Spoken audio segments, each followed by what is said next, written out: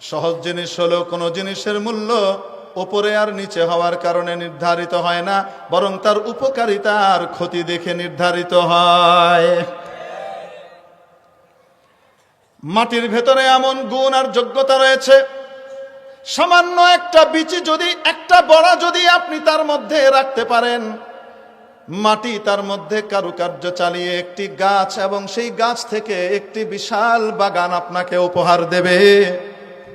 অপরদিকে আগুনের যোগ্যতা হলো এই, সাজানো গোছানো চমৎকার একটি তৈরি সৃষ্টি বাগানকে, সেই বাগানকে ধ্বংস করার জন্য একপাশে আগুন লাগিয়ে দিলেই কয়েক মিনিটের মধ্যে সব কিছু জ্বালিয়ে পুড়িয়ে ছারখার করে ভস্ম করে দেবে, ঠিক কিনা? তাহলে উপরে থাকলেই দামি আর নিচে থাকলেই কম দামি, এই কথা সত্য না মিথ্যা? বাহ্যিকভাবে তো মনে হয় কথা তো ঠিকই, ঠিক কি ঠিক না?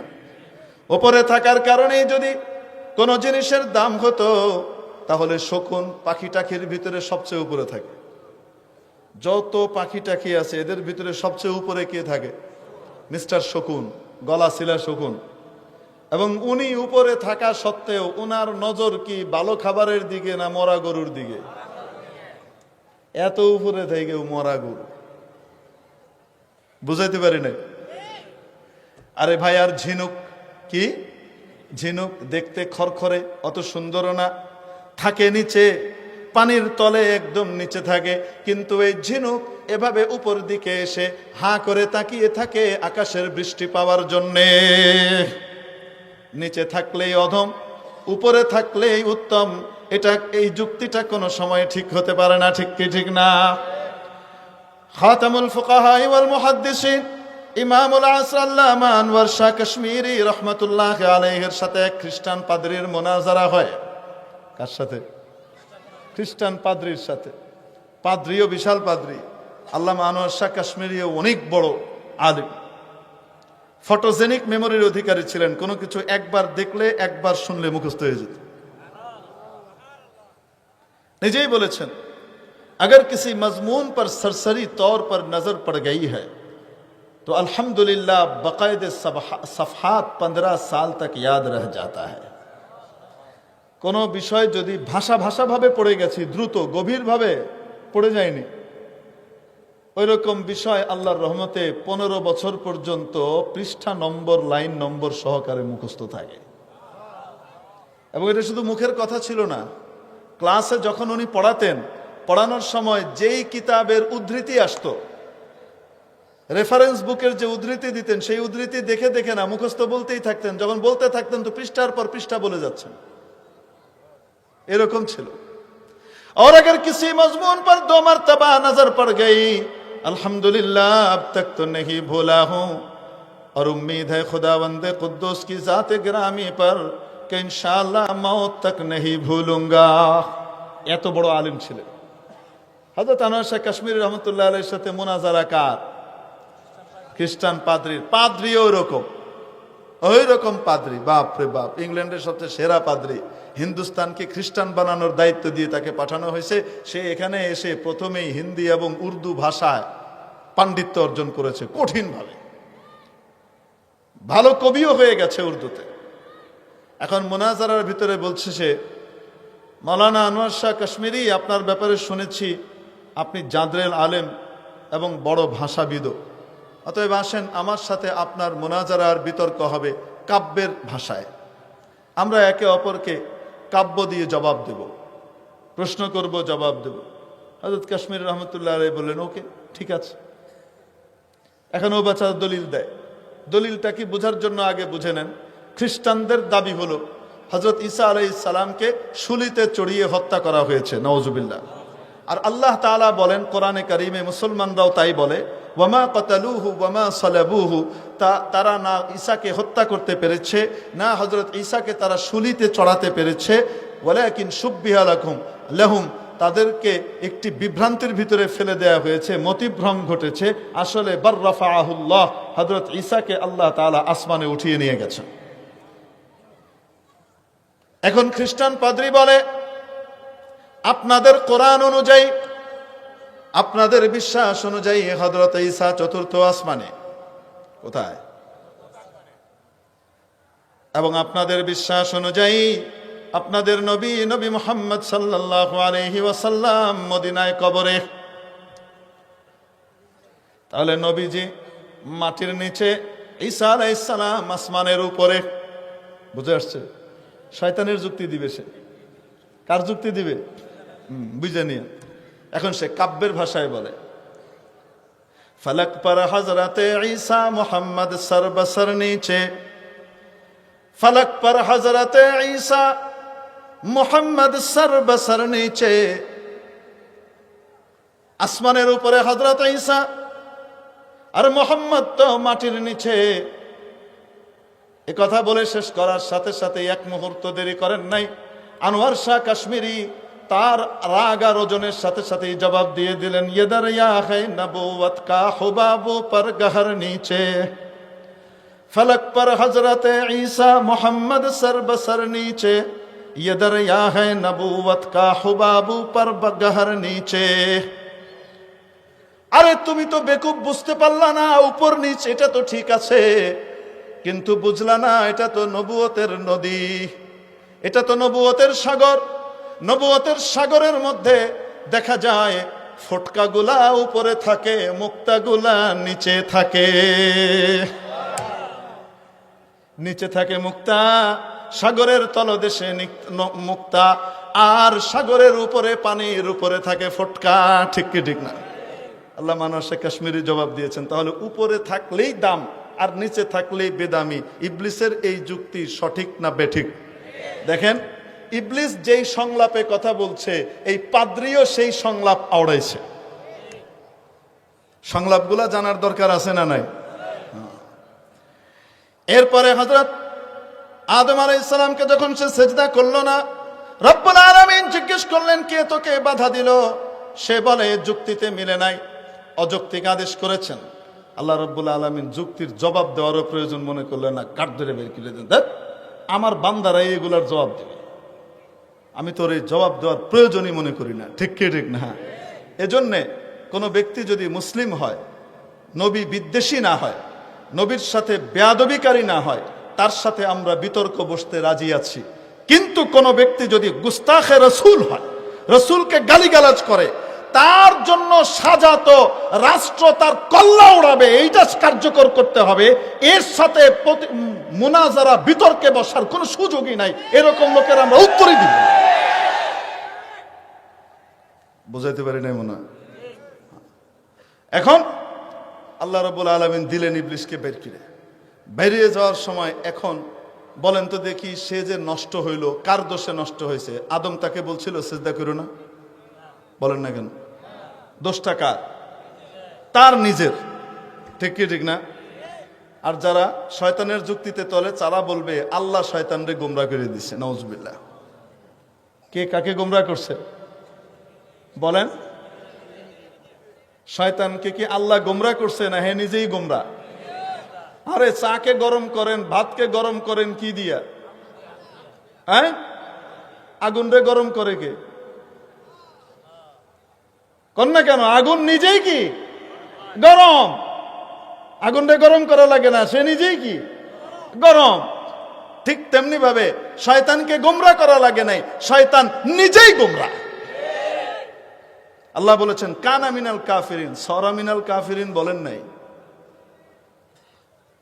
সরা আর কানার ভিতরে পার্থক্য আছে। সরে মিয়াতে আমেলের আরবির শুরুতেই পড়ে নিলে ভালো করে বোঝা যাবে।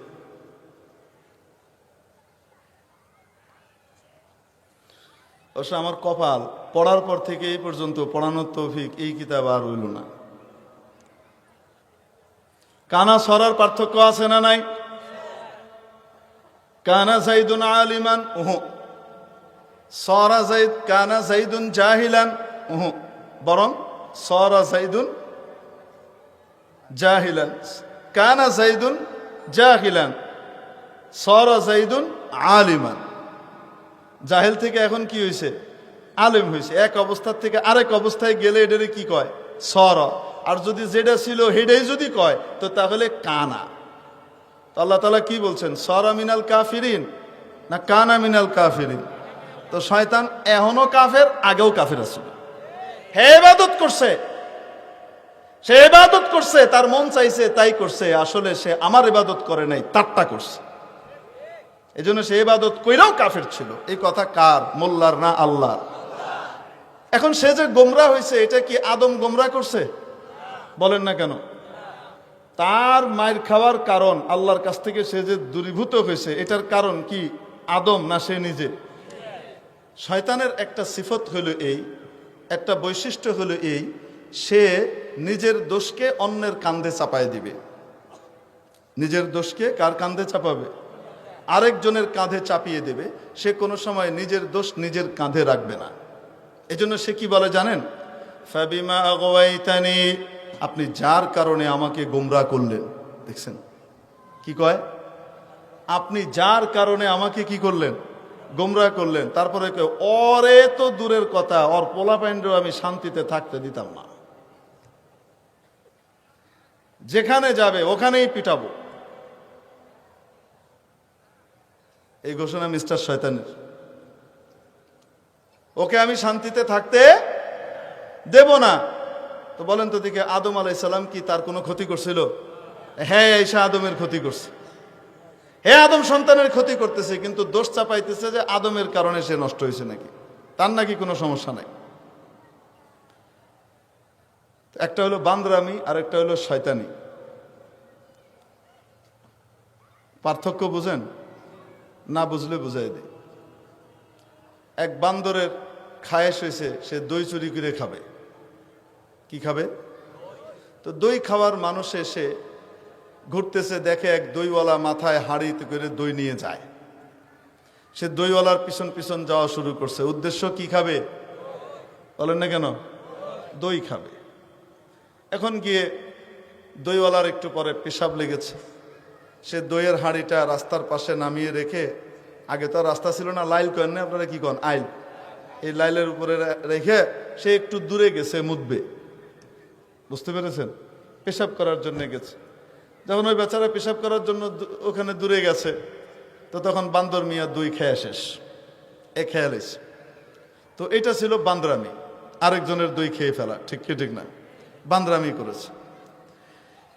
তো খাওয়া দাওয়ার পরে যে দই কিছু আরো লেগে রয়েছে আশপাশে হাঁড়িতে, চাইটাই পুইটা এগুলাকে হাতে কাঁচায় মুছায় নিছে। নিয়া পাশে একটা ছাগল ঘাস খাইতেছিল, এই ছাগলের মুহে লাগাই দিছে। দই খাইলো কেডা? নাম হইল কার? এটা হইল শয়তানি। এটা কি? বান্দরামি আর শয়তানির পার্থক্য বুঝছেন? তো শয়তানির স্তর বান্দরামির চাইতে প্রমোশন পাবে বেশি। ঠিক কি ঠিক না? আপার গ্রেডের। ঠিক দেখবেন এই একই ক্যাটাগরির মানুষ দুনিয়াতে পাওয়া যাবে। হাত ভাঙলো কে? মামলা উঠলো কার নামে? হাত ভাঙলো কে আর দোষী হইল? বুঝাইছেনি? হাত ভাঙ্গা যদি থুয়ে দিত তাহলে কিছু হইতো না, কিন্তু হাত ভাঙ্গা দইটা লাগাই দিছে হুজুরের মুহে। বুঝেন নাই মনে হয়? আরে সহজ জিনিস বুঝেন না কেন? সব কওয়া যায় না, সব কওয়ার দরকারও নাই। হুজুর ভিডিও ফুটেজ, আরে ভিডিও ফুটেজে ইউকাযযিবুকুম। ভিডিও ফুটেজে আমরা দেখতে পাইতেছি বায়া বায়া বায়া বায়া দুইজন উঠতেছে। ঠিক কি ঠিক না? মোড়া না চিক্কুন? মুহে দাঁড়িয়ে আছে না খালি? নাই। ঠিক কি ঠিক না? 2 দিন পরে ধরা পড়লো তারা কি চিক্কুন না মোড়া? মুহে দাঁড়িয়ে আয়া পড়ছে। কন্যা গেরে। তাহলে ভিডিও ফুটেজে বলতেছে দই খাইছে বান্দরে, লাগাই দিছে আরেকজনের মুহে। বুঝেন না মনে হয়? ঘটনা ঘটলো 3 তারিখ, ভিডিও ফুটেজে তারিখ 5।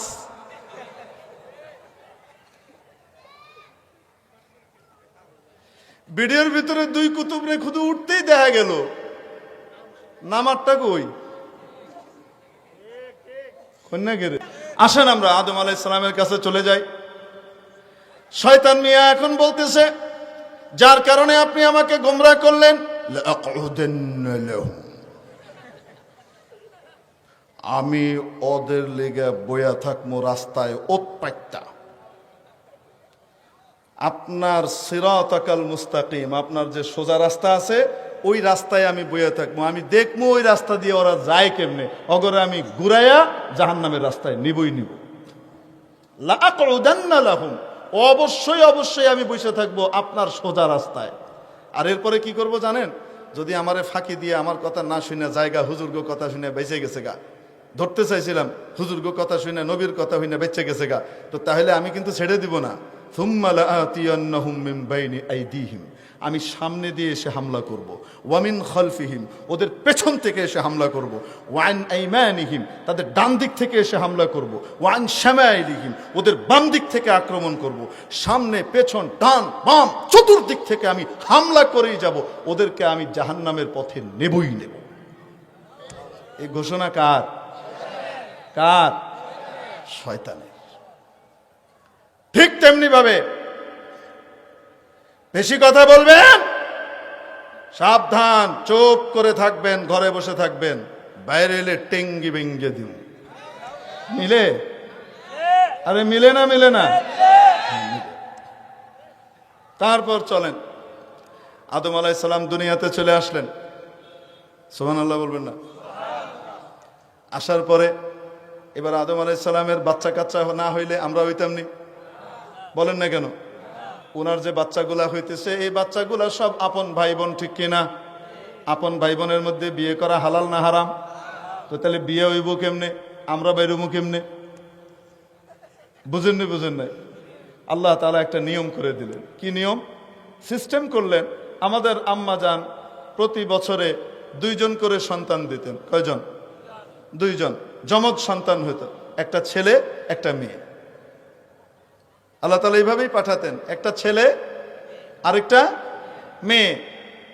এখন তাদের ভিতরে বিয়ে সাময়িকভাবে বৈধ করার জন্যে আল্লাহ তাআলা কি করলেন? একটা নিয়ম করে দিলেন। সেটা হলো এই, যেই ভাই তার বোনের সাথে মায়ের পেটে একসাথে ছিল, তারা 2 জন আপন ভাই বোন, তাদের মধ্যে বিয়ে হবে না। এর বিপরীতের সাথে হইতে হবে। যারা একসাথে ছিল না মায়ের পেটে, তাদের মধ্যে বিয়ে হইতে পারে। যারা একসাথে ছিল সেই 2 জনের মধ্যে বিয়ে হবে। বিধানটা দেখেছেন? সাধারণ বিধান না অসাধারণ? বলেন না কেন? অসাধারণ বিধান। এখন এই ব্যাখ্যা, আল্লাহর বিধানের ব্যাখ্যা দেন কে? নবী রাসূল। ঠিক কি ঠিক না? আদম আলাইহিস সালাম ব্যাখ্যা দিলেন। এখন আদম আলাইহিস সালামের 2 ছেলে হলো, এক ছেলের নাম হাবিল, আরেক ছেলের নাম কাবিল। হাবিলের সাথে যেই বোন হলো সে তুলনামূলক কম সুন্দরী, আর কাবিলের সাথে যেই মেয়ে হলো, কাবিলের বোন, সে হলো অনিন্দ সুন্দরী। এখন বলেন, কাবিল তার সহোদরা বোনকে বিয়ে করতে পারবে? বলেন না কেন? পারবে? পারবে না। কাবিল কয় না, আমি ওরে বিয়ে করব। আদম আলাইহিস সালাম বলেন, আরে পাগল কোথাকার, এটা হারাম। তোমার সাথে যে হয়েছে তাকে বিয়ে করবে হাবিল, আর তুমি হাবিলের সাথে যে হয়েছে তাকে বিয়ে করবা। আমি মানি না। এই ব্যাখ্যা আপনার, এগুলো আল্লাহ বলেন। আমি কি আল্লাহকে কম মানি নাকি? আমি কি আল্লাহকে কম মানি নাকি? এই সমস্ত ব্যাখ্যা কার? আপনার। আপনি হাবিলরে বেশি পছন্দ করেন, আমারে দেখতে পারেন না, এই জন্য এখন আপনি হাবিলের লগে সুন্দরীটা বিয়ে করার ব্যবস্থা করে দিচ্ছেন।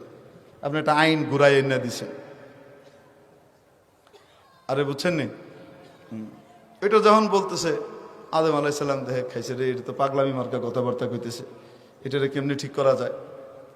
দেখবেন বর্তমান আমলেও যারা আসলে আল্লাহকে অস্বীকার করে, তারা কোনো সময় বলে না যে আমি আল্লাহকে মানি না, কোরআনকে মানি না, বরং তারা দেখায় আল্লাহকে, রসুলকে, কোরআনকে তারা সবচেয়ে বেশি মানে। তারা সঠিক ইসলাম মানে। ইসলাম মানে শান্তি, শান্তির ধর্ম তারা মানে। তারা কোনো রকমের মিছিল মিটিংয়ে যাইতে রাজি নেই। বুঝেন কি বুঝেন না? এই টাইপের কথাবার্তা তারা বলবে। তবে আমি আল্লাহকে মানি, কিন্তু হুজুররা যে ব্যাখ্যা দেয় কোরআনের সেটা মানি না। হুজুররা কোরআন কি বোঝে? হুজুররা কি কোরআন বোঝে? হুজুর তো মাদ্রাসায় গেছে পিঠা খাইতে খাইতে। আর আমি পিঠা না খাইয়ে বাড়ির ভিতরে বসে আলিফ বা তাসা জিম হা খা পেড়ে ফেলছি, তাই না? হুজুররা কি বুঝে? এগুলো বুঝবুদ্ধির লোকের কথা না। যখন বলছে তখন মনে হয় আকল জাগা মতো ছিল না, ঠিক কি ঠিক না? আল্লাহ সহি বুঝ দেখ বলেন আমিন। এই লোকটা এমনি ভালো, কিন্তু ওই সময় মাথা ঠিক ছিল না। তো যাই হোক, তো বলতেছে এই ব্যাখ্যা আপনার, এটা আমি মানি না। হযরত আদম আলাইহিস সালাম বললেন এই ব্যাখ্যাই সহি, তুমি উল্টাপাল্টা বললে তো হবে না। না আমি এগুলা মানি না। আদম আলাইহিস সালাম একটা কৌশল করলেন, বললেন ঠিক আছে, কার ব্যাখ্যা ঠিক, হাবিলেরটা না তোমারটা, এটা নির্ণয় করার জন্য একটা পরীক্ষা হোক। পরীক্ষা কি? তোমরা দুইজন পাহাড়ের উপরে গিয়ে কোরবানি দাও। ওই যুগের নিয়ম ছিল, যার কোরবানি কবুল হতো আসমান থেকে আগুন এসে তার কোরবানিটাকে নিয়ে যেত। আরে বুঝেন নাই? ওই যুগে আল্লাহ তাআলার নিয়ম ছিল, যার কোরবানি কবুল হতো আসমান থেকে আগুন আসতো, এসে ওই কোরবানিকে কি করত? নিয়ে যেত। তো যারটা নিয়ে যাবে সে ঠিক। হযরত আদম আলাইহিস সালাম তো জানেনি কাবিলেরটা নেওয়া হবে না। এখন দুইজন কোরবানি দিয়েছে।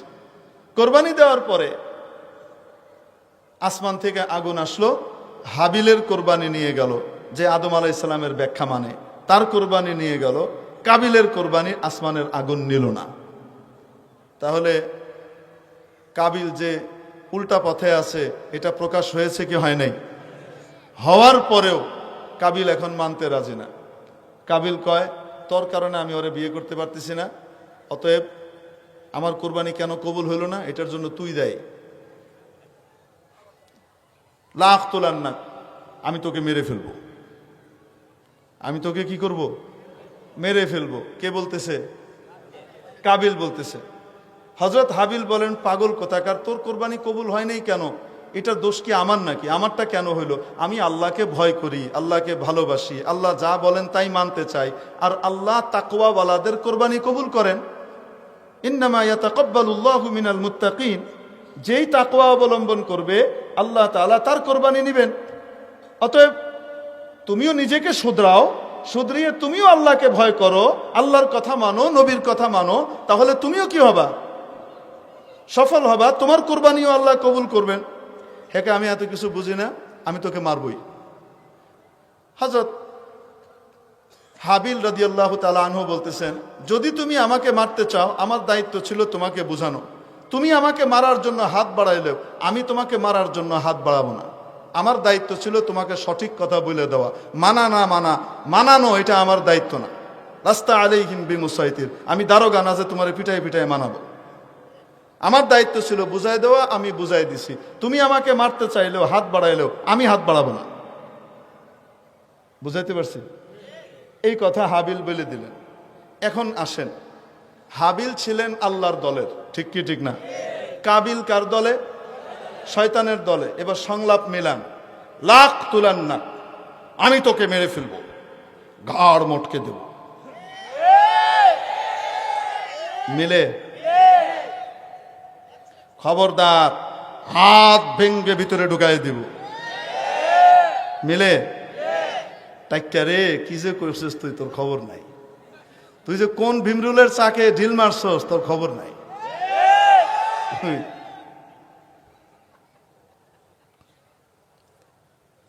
আল্লাহু আকবার। আল্লাহ হেদায়েত নসিব করেন বলে আমিন। মিলে কি মিলে না? আলেমরা বলেন, ওদিকে কিছু হলুদ সাংবাদিক আছে না নাই? কিছু ভালো আছে, কিছু শয়তানও আছে। শয়তানগুলা কি চাইতেছে? সরকার আর মাওলানা সাহেবরা মারামারি কেন করে না? সরকার কেন এখনো মাওলানা সাহেবদের কি পিটাচ্ছে না? আমরা হাতটা ভেঙে দিলাম, কলজায় আঘাত দিলাম, তারপরেও দই লাগাই দিলাম হুজুরগো গায়ে, তারপরেও সরকার হুজুর করে পিটায় না। ব্যাপারটা কি? আরে বুঝে আসছে না? আসে নাই? মাননীয় স্বরাষ্ট্রমন্ত্রী আলেম ওলামার সাথে আলাপ আলোচনা করার পরে প্রেস ব্রিফিং এর ভিতরে সুন্দরভাবে বলছেন, সুন্দর আলোচনা হয়েছে, তাদের অনেক কথা আমরা শুনেছি এবং বুঝতে পেরেছি তাদের কথাগুলো, এবং আমরা একটা সুন্দর সমাধানে ইনশাল্লাহ পৌঁছতে পারবো। এরা যখন দেখে খাইছে রে, এরা কি কইতেছে, তার মানে কি আপনারা নতজানু হয়ে গেছেন, আপনারা তাদের কাছে নতি স্বীকার করেছেন মাননীয় মন্ত্রী, এটাই তো বলতে চান, মানে আপনারা আর করবেন না। দেখছেন, মাননীয় মন্ত্রীর চাইতেও শেখ সাহেবের ভালোবাসা এদের বেশি।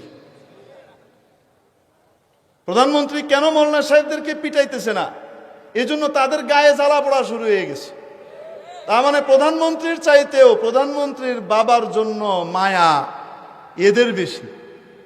তো বোঝা গেল মায়ের চাইতে মাসির দরদ যখন বেশি হয়, দাল মে কুছ কালা হ্যায়। এরা হলো ওই শক্তি যারা বঙ্গবন্ধুকে এদেশে 5টা বছর আরামে থাকতে দেয় নাই, গোটা দেশটাকে জালুক জালুক জালুক জালুক করে অগ্নিগর্ভে পরিণত করেছিল, ঠিক কি ঠিক না?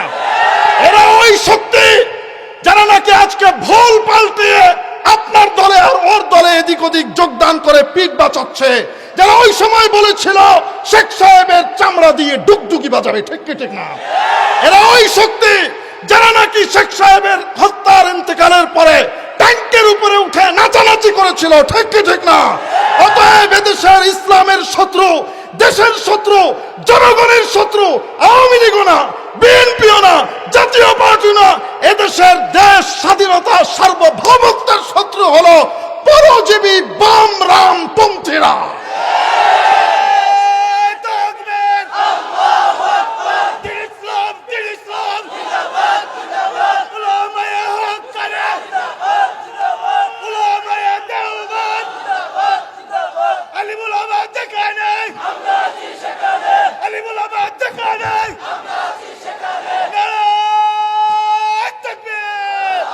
তাহলে ভালো করে বুঝে নেন, এদেশের শত্রু কারা? বাম রামপন্থীরা। কারা? মুখস্থ করে নেবেন। এই শক্তি 2 দলের ভিতরেই ঢুকেছে, মনে করেন না যে এক দলে আছে। যেগুলা ঢুকতে পারে নাই সেগুলা বাইরে কোনো মতে চামড়া বাঁচাইয়া চলতেছে। আরেক দলে ঢুকে নাই। বুড়া ডেন্ডুরা কি কয়? আলেম ওলামারে নসিহত করে, হুজুরদের কেটে সংশোধন করা দরকার। কবরে গেছে গা এক ঠ্যাং, আরেক ঠ্যাং বাইরে। কোন সময় টান মারে আজরাইল আলাইহিস সালাম ঠিক নাই, আবল তাবল বকে। এরা চায় দেশ অস্থিতিশীল হোক, এদেশে ইসলাম নিপাত যাক। এরা এই জিনিসের এজেন্ডা বাস্তবায়নের জন্য এদেশের ভিতরে কাজ করে যাচ্ছে। আমি মনে হয় বুঝাতে পারি নাই আপনাদেরকে। তাহলে এদেশের শত্রু কারা চিনতে পেরেছেন? আরো আসতে বলেন, চিনতে পেরেছেন? গায়ে কিন্তু আগুন লাগতেছে। আমার উপরে যে খেবা খেপবো চিন্তা করেন না। কালকেই বলবে এই হুজুর উগ্রবাদী, কঠিন কথা বলে, খুঁজে দেখেন কোনো জঙ্গি কানেকশন মনে হয় আছে, খোঁজ গিয়া যা, খুঁজ যা দেখ যা, গোড়ার ডিম কোথায়। আল্লাহ হেদায়েত করুক, বলেন আমিন। আমরা দোয়া করি মাওলা এদেরকে হেদায়েত দিয়ে দাও, বলি আমিন। অনেক চেষ্টা করছে মাননীয় স্বরাষ্ট্রমন্ত্রীকে হুজুরদের বিরুদ্ধে বক্তব্য দেওয়ানোর জন্য ব্যবস্থা করতে। আল্লাহর রহমত, স্বরাষ্ট্রমন্ত্রী কি ওদের মতো এরকম বেকুব যে মনে করছে গুতা মারলে উনি খেয়ে ভেজে বলছেন? পারে নাই, খুব গায়ে জ্বালা, লাফালাফি করছে। এখনো খুব চেষ্টা করে যাচ্ছে কোনো মতে হুজুরদের সাথে লাগানো যায় কিনা। আর হুজুরদের ভাষা কি খেয়াল করে দেখেন, হুজুরদের ভাষা কি? আমাদের দায়িত্ব বলে দেওয়া, হাবিল রাদিয়াল্লাহু আনহুর ভাষার মতো। আমার দায়িত্ব তোমাকে বলে দেওয়া। তুমি যদি পিটাপিটি করতে আসো, তুমি যদি তারপরে ওই সমস্ত জিনিস লাগাইতে যাও, আমার দায়িত্ব না তোমাকে এই সমস্ত জিনিসে পিটাপিটি করা। অতএব আমরা হাত বাড়াবো না, তোমরা লাগাও। মামুনুল হক সাহেব তো এই কথাটাই কইছে, কি সমস্যা করছে?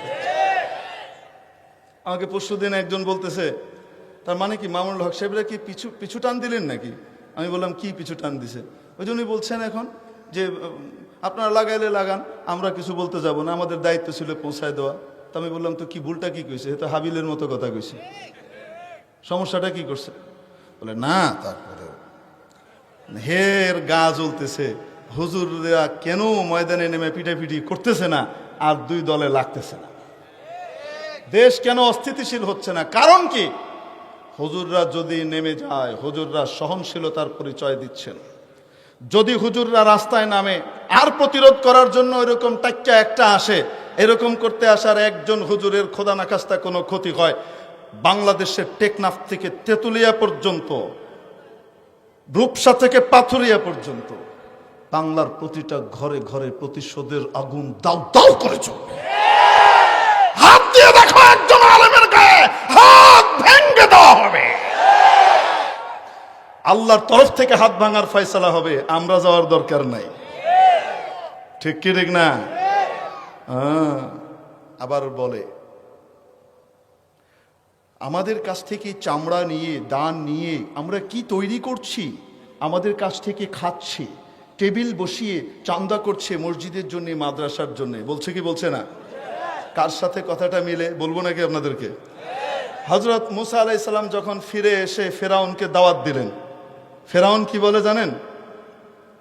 লাবিস্তা ফিনা ওয়ালিদা ওয়া লাবিস্তা ফিনা মিন উমরিকা সিনিন ওয়া ফাআলতা ফা'লাতাক আল্লাতী ফাআলতা ওয়া আনতা মিনাল কাফিরিন। একদমই টাক্কিয়ার ভাষায় কইতেছে, একদম একদম হুবহু সেম মিলতেছে। কি বলতেছে? তুমি আমাদের কাছে খেয়ে পরে বড় হয়েছো, আমাদের খেয়ে বড় হয়েছো। লাবিস্তা ফিনা ওয়ালিদা, জন্মের পর থেকে তোমাকে পেলেছি আমরা, খেয়েছো আমার কাছে, বড় হয়েছো আমার টাকায়, এখন আমার বিরুদ্ধে কথা বলো। কি বানালাম, বুঝতে পেরেছেন? ফেরাউন যে ভাষায় বলছে সেই একই ভাষায় টাক্কিয়া কইতেছে। টাক্কিয়া চিনেননি? সাদে মাল নাই। আপনারা ভয় পেয়েন না, পুলিশ বাহিনী এরকম না।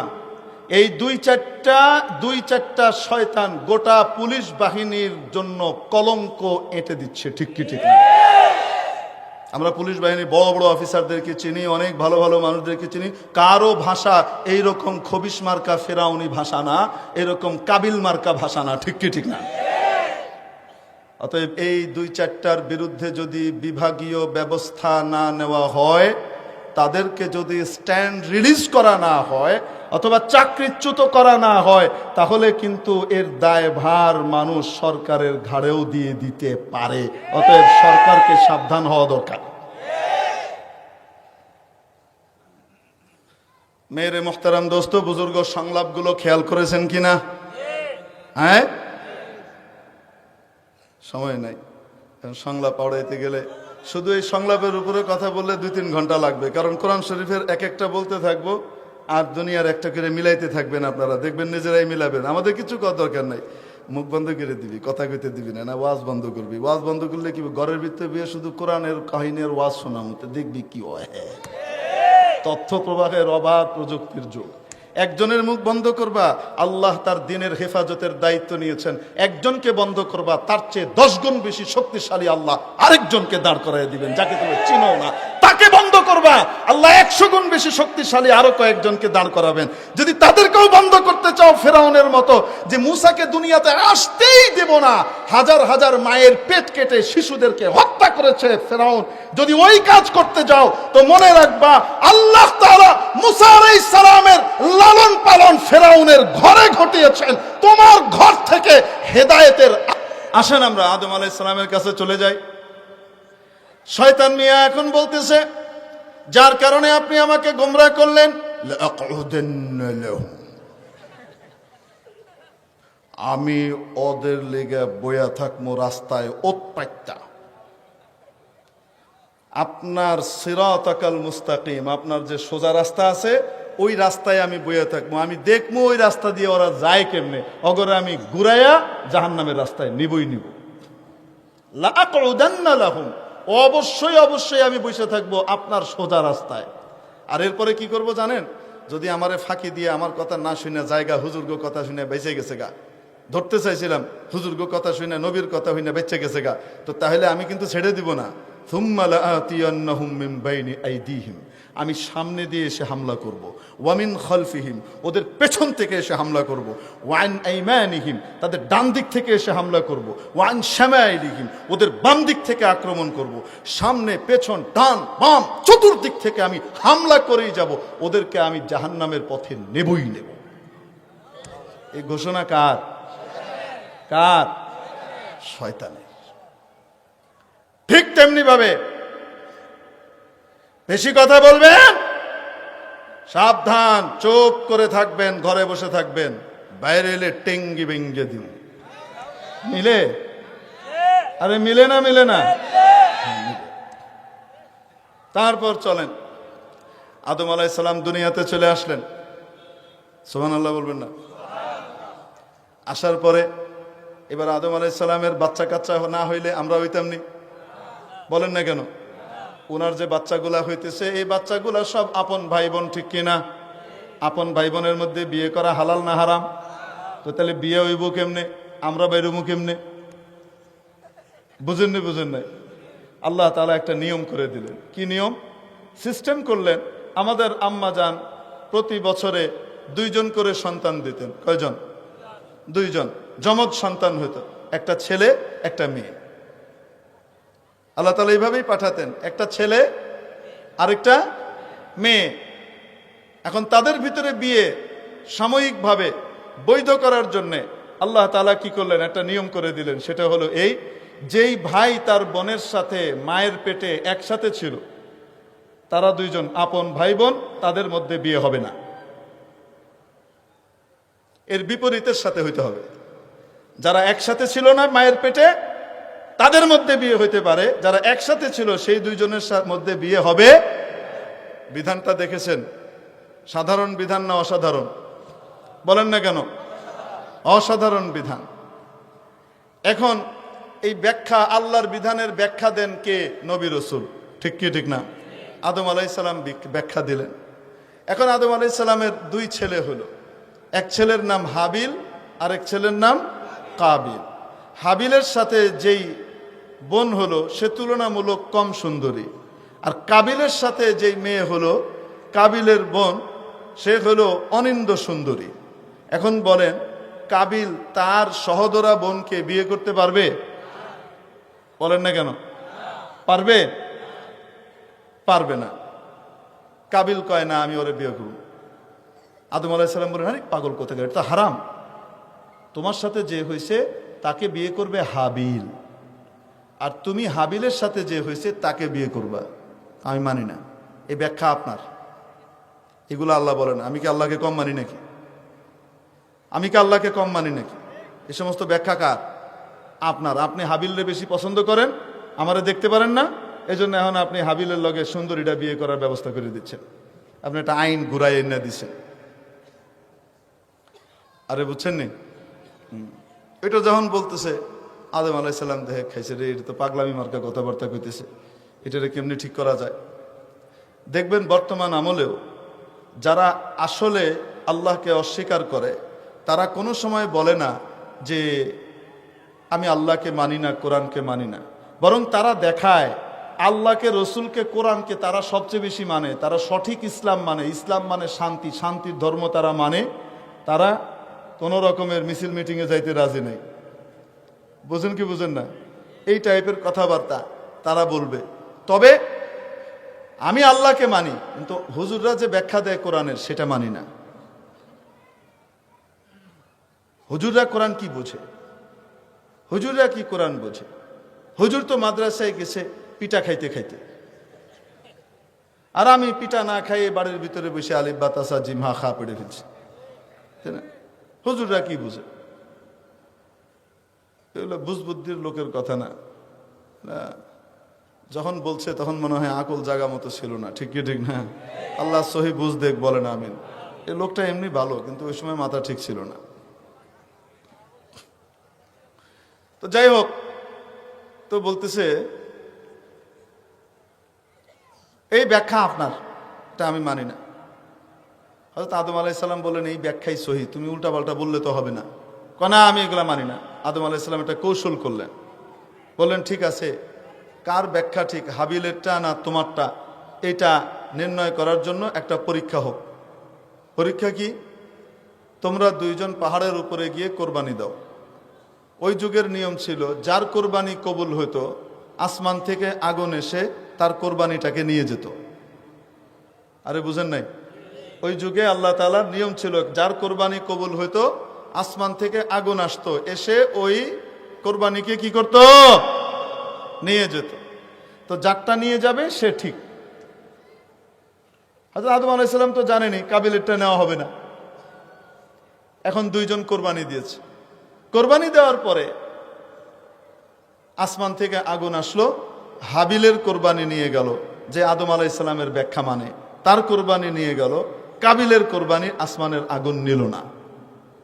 তাহলে কাবিল যে উল্টা পথে আছে এটা প্রকাশ হয়েছে কি হয় নাই? হওয়ার পরেও কাবিল এখন মানতে রাজি না। কাবিল কয়, তোর কারণে আমি ওরে বিয়ে করতে পারতেছি না, অতএব আমার কোরবানি কেন কবুল হইল না, এটার জন্য তুই দায়ী। লাখ তোলার না, আমি তোকে মেরে ফেলবো, আমি তোকে কি করব? মেরে ফেলবো। কে বলতেছে? কাবিল বলতেছে। হযরত হাবিল বলেন, পাগল কোথাকার, তোর কোরবানি কবুল হয় নাই কেন?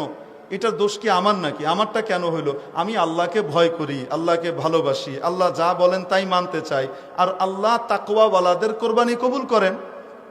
ইন্নামা ইয়াতাকাব্বালুল্লাহু মিনাল মুত্তাকিন, যেই তাকওয়া অবলম্বন করবে আল্লাহ তাআলা তার কোরবানি নেবেন। অতএব তুমিও নিজেকে শুধরাও, শুধরিয়ে তুমিও আল্লাহকে ভয় করো, আল্লাহর কথা মানো, নবীর কথা মানো, তাহলে তুমিও কি হবা? সফল হবা, তোমার কোরবানিও আল্লাহ কবুল করবেন। হেকে আমি এত কিছু বুঝি না, আমি তোকে মারবই। হযরত হাবিল রাদিয়াল্লাহু তাআলা আনহু বলতেছেন, যদি তুমি আমাকে মারতে চাও, আমার দায়িত্ব ছিল তোমাকে বোঝানো। তুমি আমাকে মারার জন্য হাত বাড়াইলেও আমি তোমাকে মারার জন্য হাত বাড়াবো না। আমার দায়িত্ব ছিল তোমাকে সঠিক কথা বলে দেওয়া। মানা না মানা, মানানো এটা আমার দায়িত্ব না। লাস্তা আলাইহিম বিমুসাইতির, আমি দারোগা না যে তোমার পিটায় পিটায় মানাবো। আমার দায়িত্ব ছিল বুঝাই দেওয়া, আমি বুঝাই দিছি। তুমি আমাকে মারতে চাইলেও, হাত বাড়াইলেও আমি হাত বাড়াবো না। বুঝাইতে পারছি? এই কথা হাবিল বলে দিলেন। এখন আসেন, হাবিল ছিলেন আল্লাহর দলের, ঠিক কি ঠিক না? কাবিল কার দলে? শয়তানের দলে। এবার সংলাপ মিলান, লাখ তুলান না, আমি তোকে মেরে ফেলবো, ঘাড় মটকে দেব। মিলে? খবরদার, হাত ভেঙ্গে ভিতরে ঢুকাই দিব। মিলে? টাইকা রে, কি যে করছিস তুই, তোর খবর নাই। তুই যে কোন ভীমরুলের চাকে ঢিল মারছস, তোর খবর নাই।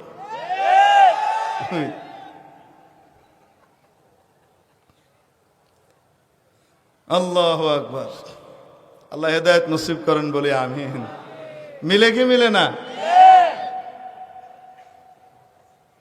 আলেমরা বলেন, ওদিকে কিছু হলুদ সাংবাদিক আছে না নাই? কিছু ভালো আছে, কিছু শয়তানও আছে। শয়তানগুলা কি চাইতেছে?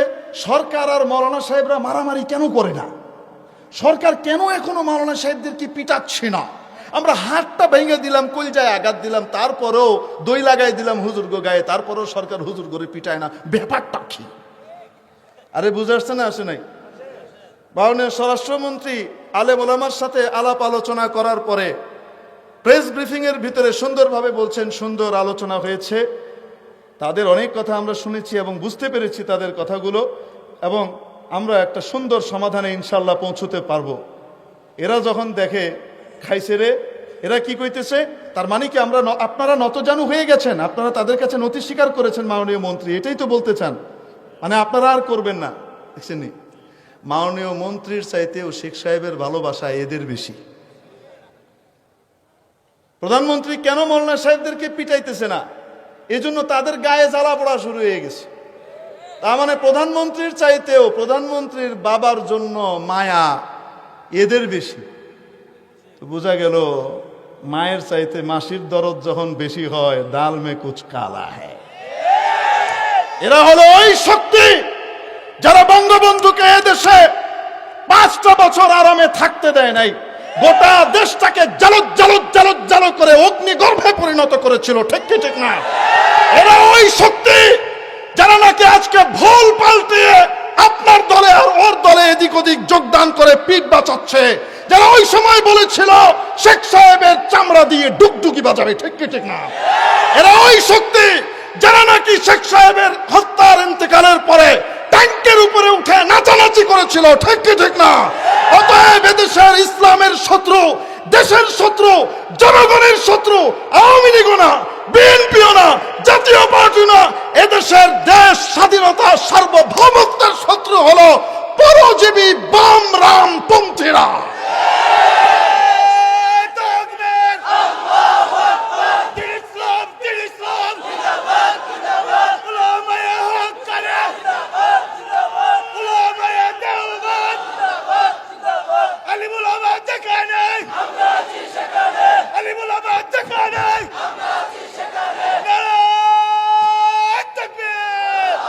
তাহলে ভালো করে বুঝে নেন, এদেশের শত্রু কারা? বামরামপন্থীরা। কারা? মুখস্থ করে নেবেন। এই শক্তি দুই দলের ভিতরেই ঢুকেছে, মনে করেন না যে এক দলে আছে। যেগুলা ঢুকতে পারে নাই সেগুলা বাইরে কোনো মতে চামড়া বাঁচাইয়া চলতেছে। আরেক দলে ঢুকে নাই। বুড়া ডেন্ডুরা কি কয়? আলেম ওলামারে নসিহত করে, হুজুরদের কেটে সংশোধন করা দরকার। কবরে গেছে গা এক ঠ্যাং, আরেক ঠ্যাং বাইরে। কোন সময় টান মারে আজল আলাইহিস ঠিক নাই, আবল তাবল বকে। এরা চায় দেশ অস্থিতিশীল হোক, এদেশে ইসলাম নিপাত যাক। এরা এই জিনিসের এজেন্ডার বাস্তবায়নের জন্য এদেশের ভিতরে কাজ করে যাচ্ছে। আমি মনে হয় বোঝাতে পারি নাই আপনাদেরকে। তাহলে এদেশের শত্রু কারা চিনতে পেরেছেন? আরো আসতে বলেন, চিনতে পেরেছেন? গায়ে কিন্তু আগুন লাগতেছে। আমার উপরে যে খেবা খেপবো চিন্তা করেন না। কালকেই বলবে এই হুজুর উগ্রবাদী, কঠিন কথা বলে, খুঁজে দেখেন কোনো জঙ্গি কানেকশন মনে হয় আছে, খোঁজ গিয়া যা, খুঁজ যা দেখ যা, গোড়ার ডিম কোথায়। আল্লাহ হেদায়েত করুক, বলেন আমিন। আমরা দোয়া করি মাওলা এদেরকে হেদায়েত দিয়ে দাও, বলি আমিন।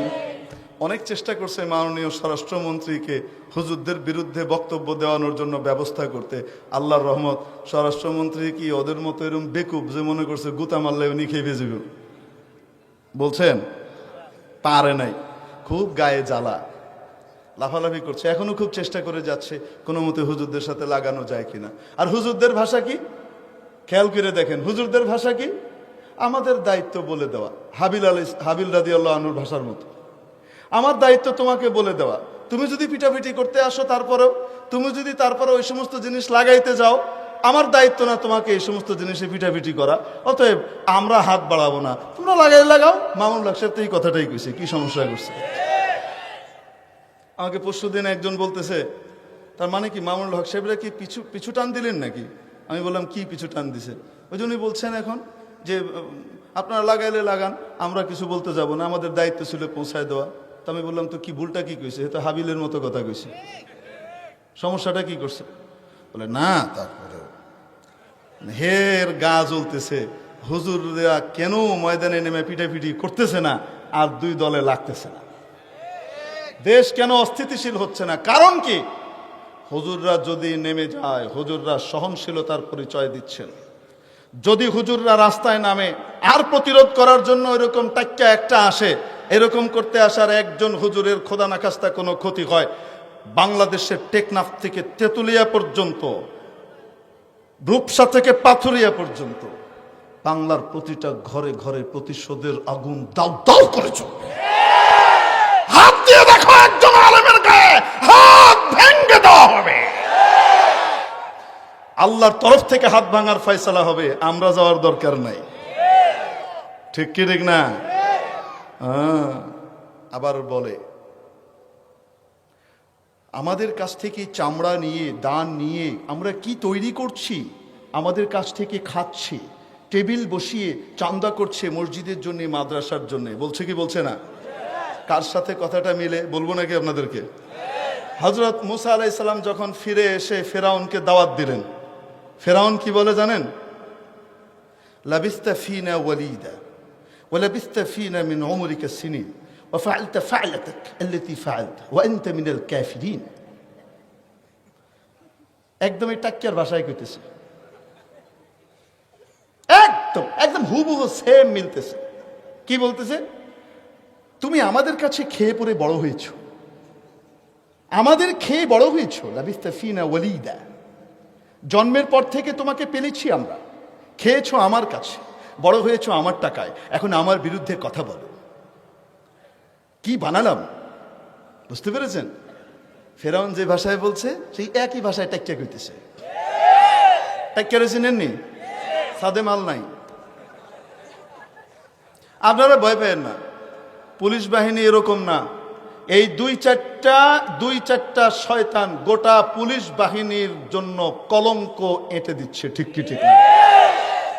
আমরা পুলিশ বাহিনী বড় বড় অফিসারদেরকে চিনি, অনেক ভালো ভালো মানুষদেরকে চিনি, কারো ভাষা এইরকম খবিশ মার্কা ফেরাউনি ভাষা না, এরকম কাবিল মার্কা ভাষা না। ঠিক কি ঠিক না? অতএব এই 2-4টার বিরুদ্ধে যদি বিভাগীয় ব্যবস্থা না নেওয়া হয়, তাদেরকে যদি স্ট্যান্ড রিলিজ করা না হয় অথবা চাকরিচ্যুত করা না হয়, তাহলে কিন্তু এর দায়ভার মানুষ সরকারের ঘাড়েও দিয়ে দিতে পারে। অতএব সরকারকে সাবধান হওয়া দরকার। মেরে মোহতারাম দোস্ত বুজুর্গ, সংলাপগুলো খেয়াল করেছেন কিনা? হ্যাঁ,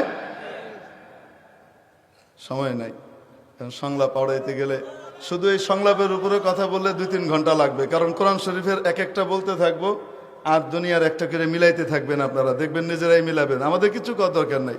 মুখ বন্ধ করে দিবি, কথা কইতে দিবি না, ওয়াজ বন্ধ করবি। ওয়াজ বন্ধ করলে কি ঘরের ভিতরে বিয়ে শুধু কোরআনের কাহিনীর ওয়াজ শোনা মতো দেখবি কি হয়। তথ্য প্রবাহের অবাধ প্রযুক্তির যুগ। একজনের মুখ বন্ধ করবা, আল্লাহ তার দিনের হেফাজতের দায়িত্ব নিয়েছেন। একজনকে বন্ধ করবা, তার চেয়ে 10 গুণ বেশি শক্তিশালী আল্লাহ আরেকজনকে দাঁড় করাই দিবেন, যাকে তুমি চিনো না। তাকে বন্ধ করবা, আল্লাহ 100 গুণ বেশি শক্তিশালী আরো কয়েকজনকে দাঁড় করাবেন। যদি তাদেরকেও বন্ধ করতে চাও ফেরাউনের মতো, যে মুসাকে দুনিয়াতে আসতেই দেব না, হাজার হাজার মায়ের পেট কেটে শিশুদেরকে হত্যা করেছে ফেরাউন, যদি ওই কাজ করতে যাও তো মনে রাখবা আল্লাহ তাআলা মুসা আলাইহিস সালামের লালন পালন ফেরাউনের ঘরে ঘটিয়েছেন। তোমার ঘর থেকে হেদায়েতের আলোকবর্তিকা তৈরি হবে, দেখবা। কার বিরোধিতা করবা?